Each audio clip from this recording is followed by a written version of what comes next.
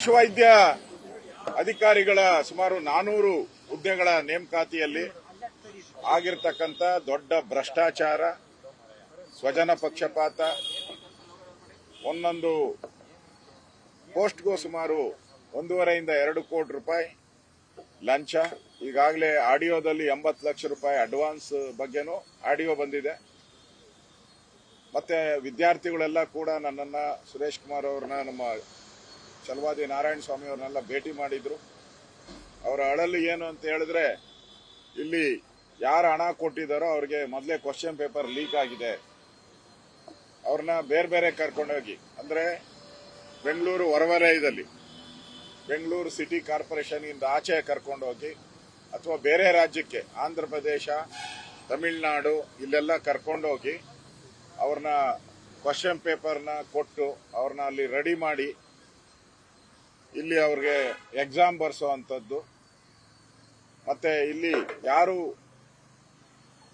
ವಿಶ್ವವಿದ್ಯಾನಿಲಯಗಳಲ್ಲಿ, ಕಾಲೇಜುಗಳಲ್ಲಿ merit ವಿದ್ಯಾರ್ಥಿಗಳಿದ್ದಾರೆ, rank ವಿದ್ಯಾರ್ಥಿಗಳಿದ್ದಾರೆ, ಅವರಿಗೆಲ್ಲ ಕಡಿಮೆ ಮಾರ್ಕ್ಸ್ ಬಂದಿದೆ.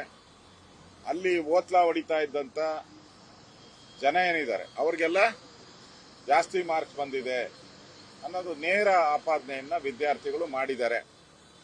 ಸೊ ಇದರಲ್ಲಿ ಈಗಾಗಲೇ ಕೆಪಿಎಸ್ಸಿ ಅಂತ ಹೇಳಿದ್ರೆ ಅದೊಂದು ಕರ್ಮಕಾಂಡ. ಜಗತ್ತಿಗೆ ಗೊತ್ತಿರೋ ರೀತಿ ಕೆಪಿಎಸ್ಸಿಯಲ್ಲಿ ದುಡ್ಡಿಲ್ಲದೆ ಯಾವ ಕೆಲಸನೂ ಆಗಲ್ಲ. ತಹಸೀಲ್ದಾರ್ ಇರ್ಬೋದು, ಎಸಿ ಇರ್ಬೋದು, ವೈದ್ಯಾಧಿಕಾರಿ ಇರ್ಬೋದು, ಯಾರೇ ಇದ್ರು ಹಣ ಕೊಟ್ರೆ ಇಲ್ಲಿ ಪಾಸ್ ಆಗುವಂಥದ್ದು ಪರಿಪಾಠ. ಅದರಿಂದ ಜನ ಕೆಪಿಎಸ್ಸಿ ಮೇಲೆ ನಂಬಿಕೆಯನ್ನ ಕಳ್ಕೊಂಡ್ಬಿಟ್ಟಿದ್ದಾರೆ.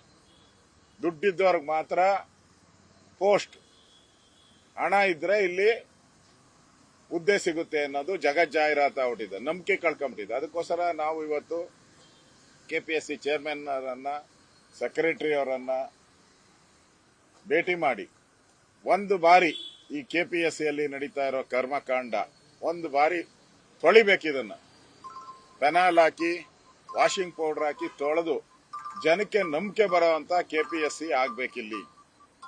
ಜನ ವಿಶ್ವಾಸ ಇಡಬೇಕು. ನಮ್ಮ ಮಕ್ಕಳಿಗೆ ಇಲ್ಲಿ ಎಕ್ಸಾಮ್ ತಗೊಂಡ್ರೆ, ಎಕ್ಸಾಮ್ ಬರೆದ್ರೆ ಮೆರಿಟ್ ಮೇಲೆ ಇಲ್ಲಿ ಉದ್ಯೋಗ ಸಿಗುತ್ತೆ, ಹಣದಿಂದ ಸಿಗಲ್ಲ ಅನ್ನೋ ಒಂದು ವಿಶ್ವಾಸವನ್ನ ಮೂಡಿಸುವಂತ ದಿಕ್ಕಿನಲ್ಲಿ ಇದನ್ನ ಸಿಬಿಐ ತನಿಖೆ ಕೊಡಬೇಕು ಅನ್ನೋ ಆಗ್ರಹವನ್ನ ನಾವು 3 ಜನ ಮಾಡಿದಿರಿ.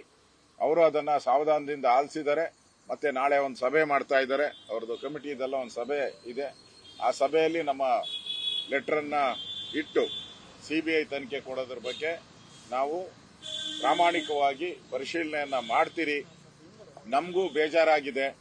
ಕೆಪಿಎಸ್ಸಿಯಲ್ಲಿ ಏನು ಸರಿ ಮಾಡುವಂತದ್ದು ಒಂದು ದಿಕ್ಕಿನಲ್ಲಿ ಎಲ್ಲಾದ್ರೂ ಒಂದ್ ಕಡೆ ಆಗ್ಬೇಕಾಗಿತ್ತು ಅನ್ನೋ ಮಾತನ್ನು ಹೇಳಿದ್ದಾರೆ. ಅದರಿಂದ ನಾವೆಲ್ಲ ಆಗ್ರಹ ಮಾಡ್ತಾ ಇರೋದು, ರಾಜ್ಯ ಸರ್ಕಾರ ಈಗಾಗಲೇ ಏನ್ ಕಂಪ್ಲೇಂಟ್ ಕೊಟ್ಟಿದ್ದಾರೆ, ಕೆಪಿಎಸ್ಸಿಯಿಂದ ಕಂಪ್ಲೇಂಟ್ ಕೊಟ್ಟಿದ್ದಾರೆ.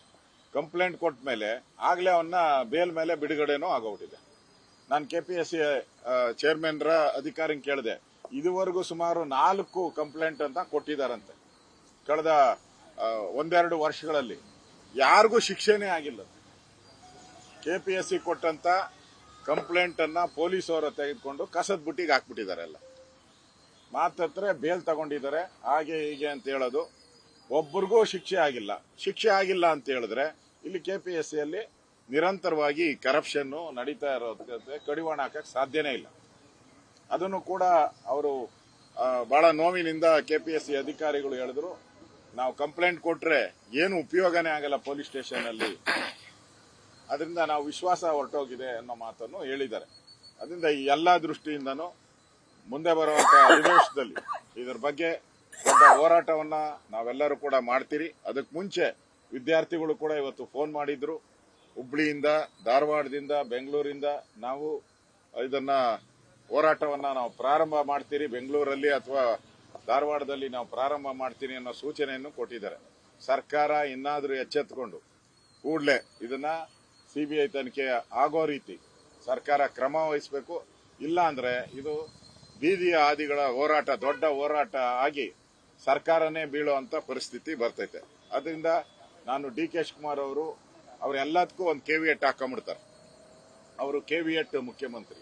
ಈಗಾಗಲೇ ಅವ್ರು ಹೇಳ್ಬಿಟ್ಟಿದ್ದಾರೆ, ಇದು ಯಾರೇ ಪರೀಕ್ಷೆಯಲ್ಲಿ ಅಕ್ರಮ ಆದರೆ, ಅದು ಲೀಕ್ ಆದರೆ, ಪರೀಕ್ಷೆ ಕ್ವಶನ್ ಪೇಪರ್ ಲೀಕ್ ಆದ್ರೆ ಎಲ್ಲ ಡಿಸಿಗಳು ಹೊಣೆ ಹೊರಬೇಕಾಗ್ತೈತೆ, ನಾನು ಹೊಣೆ ಹೊರಲ್ಲ ಅಂತ ಹೇಳ್ಬಿಟ್ಟಿದ್ದಾರೆ. ಅಂದ್ರೆ ಕೇಂದ್ರದಲ್ಲಿ ಆದ್ರೆ, ಕೇಂದ್ರ ಸರ್ಕಾರದಲ್ಲಾದ್ರೆ ಅಲ್ಲಿ ಮಂತ್ರಿ ಹೊಣೆ ಹೊರಬೇಕು, ಅಧಿಕಾರಿಗಳಲ್ಲ. ಇಲ್ಲಿ ಕರ್ನಾಟಕದಲ್ಲಾದ್ರೆ ಅಧಿಕಾರಿಗಳು ಹೊಣೆ ಹೊರಬೇಕು, ಮಂತ್ರಿಗಳಲ್ಲ. ಇದು ಈ ಚಾಳಿ, ಕಾಂಗ್ರೆಸ್ ಅವ್ರ ಚಾಳಿ. ಅದರಿಂದ ಇವೆಲ್ಲ ಬಹಳ ದಿನ ನಡೆಯಲ್ಲ. ಈ ಸರ್ಕಾರ ಇಮಿಡಿಯೇಟ್ ಮಾಡಿಲ್ಲ ಅಂದ್ರೆ ಈ ದೊಡ್ಡ ಹೋರಾಟ ಕರ್ನಾಟಕದಲ್ಲೂ ಪ್ರಾರಂಭ ಆಗ್ತೈತೆ. ಆ ಎಚ್ಚರಿಕೆಯನ್ನು ಕೂಡ ಕೊಡ್ತಾ ಇದ್ದೀವಿ. ನ್ಯೂಸ್ ಫಸ್ಟ್, ನಿರ್ಭೀತಿಯಿಂದ ನಿಮ್ಮ ಪರವಾಗಿ.